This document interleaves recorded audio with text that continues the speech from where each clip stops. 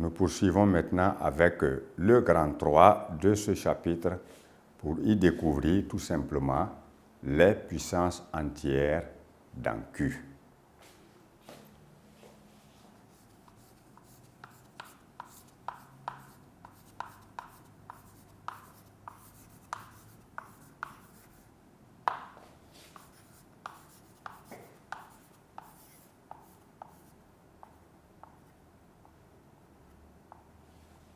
Alors, ici, comme je l'ai dit tantôt, ce sont des règles de calcul qu'il appartient à chacun d'apprendre copieusement par cœur afin de savoir écrire dans un calcul donné un résultat sous forme d'une puissance d'un nombre.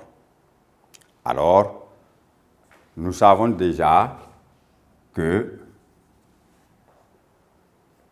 10, par exemple, à la puissance 0 égale à 1 lorsqu'on a découvert les puissances de 10 en classe de 5e.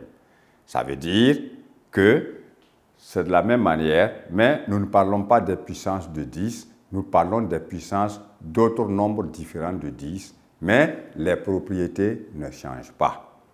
Alors, si A est un nombre rationnel non nul,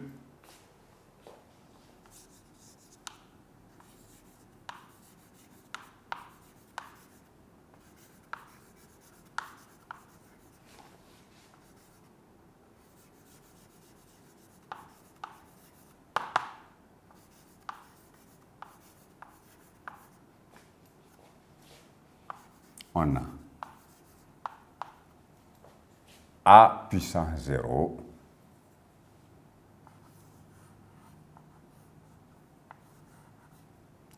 est toujours égal à 1. Mais on dit bien si A est différent de 0, parce que 0 n'a pas de puissance nulle ou de puissance négative. 0 ne peut avoir que des puissances positives. Voilà pourquoi on peut calculer 0 à la puissance 5, 0 à la puissance 1 million. On trouve toujours 0. Donc, il faut que le nombre rationnel choisi, A là, soit différent de 0 pour que cette propriété soit vraie et existe. Ensuite,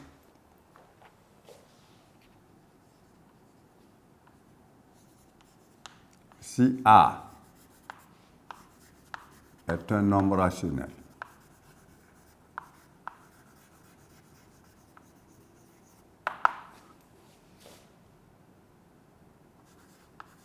avec M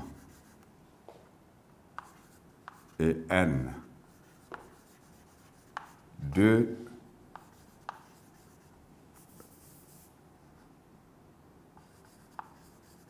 nombres relatifs,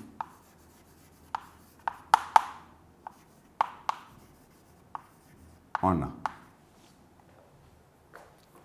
A à la puissance M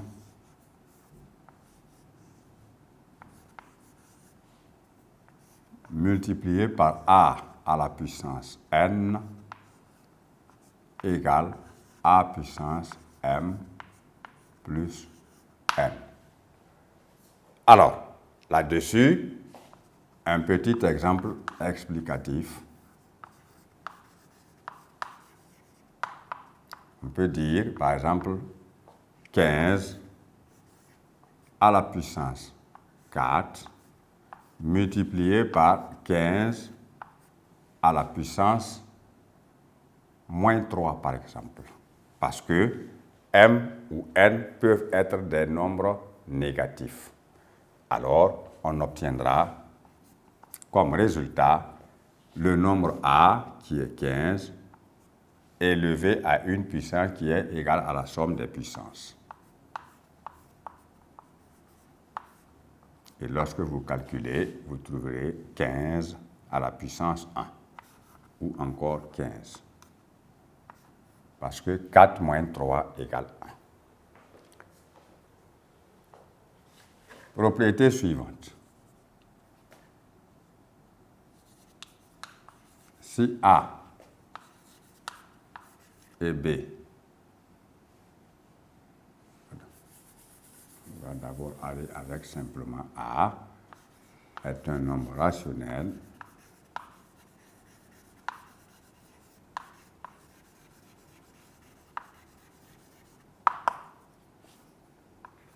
avec M et N, deux nombres relatifs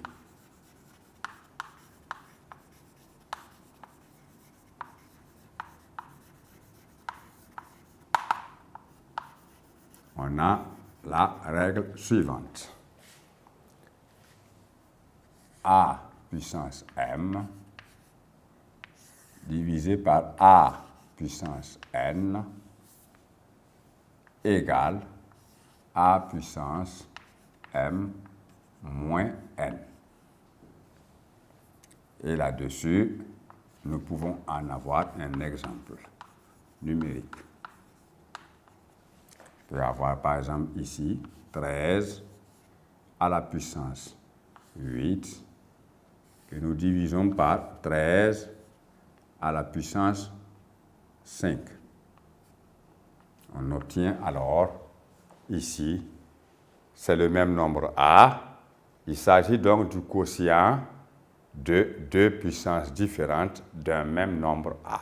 Alors, on obtient A qui est ici 13 à la puissance 8 moins 5, ce qui permet d'obtenir simplement le nombre A qui est 13 à la puissance 3.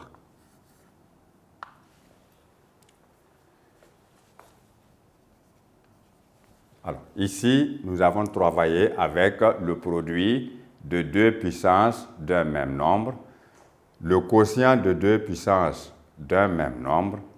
Nous allons travailler maintenant avec le produit de deux nombres élevés à la même puissance, c'est-à-dire la puissance du produit de deux nombres. Si A et B sont deux nombres rationnels,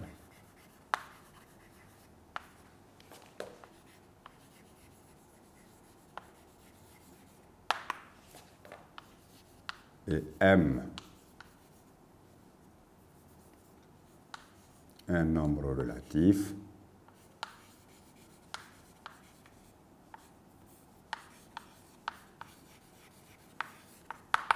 on a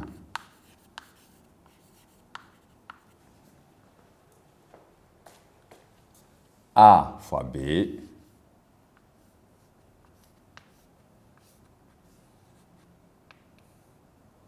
élevé à la même puissance M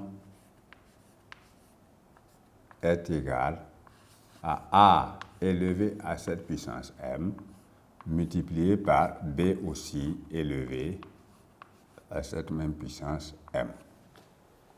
Alors, nous pouvons avoir cet exemple-là.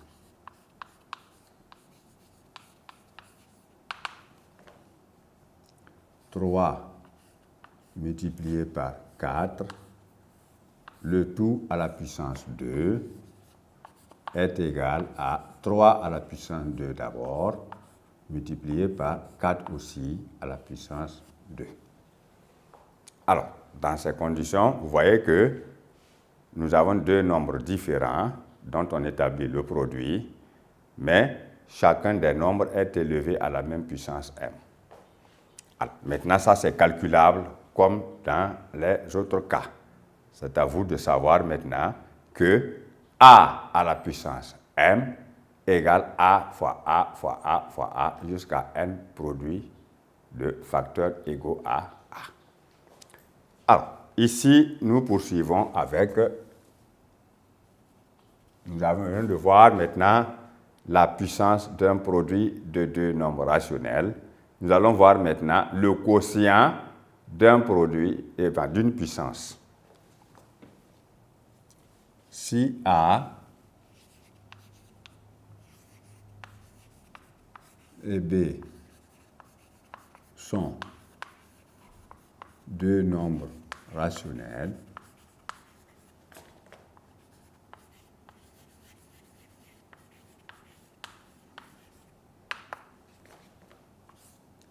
avec B un rationnel différent de 0. Alors, nous précisons ici que B est différent de 0 parce qu'il s'agit du quotient de A par B, où nous savons que dans une fraction, le dénominateur ne doit jamais être nul, donc il doit être toujours différent de 0.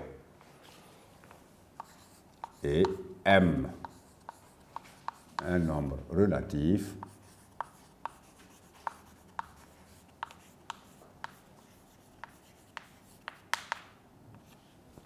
on a ceci.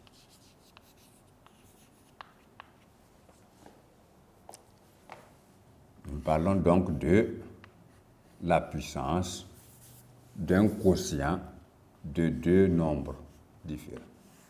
A sur B, le tout à la puissance M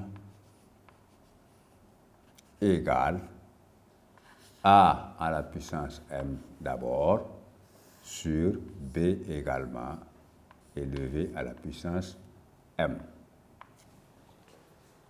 Donc, on précise bien entendu que B est un nombre non nul, pour ne pas avoir une fraction dans laquelle le dénominateur est égal à 0, parce que cette fraction n'existe pas, elle est indéfinie. Comme exemple, nous